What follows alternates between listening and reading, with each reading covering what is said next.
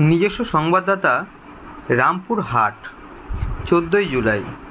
নিত্যদিন বড় বড় জলাশয় বুঝিয়ে বহু তল অবসানের সংখ্যা বেড়েই চলেছে।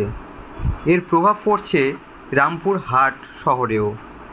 কিছু কিছু অসাধু মানুষের চক্রের পিছনে কাজ করছে বলে স্থানীয় মানুষেরা বহু দিন থেকে অভিযোগ করে আসছে। সমাজসেবী প্রদ্যুৎ কুমার মণ্ডল, ঢোলাগাছার শিক্ষক দেবদূত কুমার মণ্ডলের প্রতিবাদে প্রায় 100 জন মানুষ নিয়ে মিছিল করে এলাকাবাসীকে সতর্ক করেছেন এবং একটি প্রতিবাদ সভার আয়োজন করেন। তারা থানায় এর বিরুদ্ধে লিখিত অভিযোগ দায়ী করেছেন। সবুজ পরিবেশকে বাঁচিয়ে রাখার জন্য জলাভূমি ভরাটের কাজের বিরুদ্ধে আগামী দিনে বৃহত্তম আন্দোলন শপথ গ্রহণ করেন।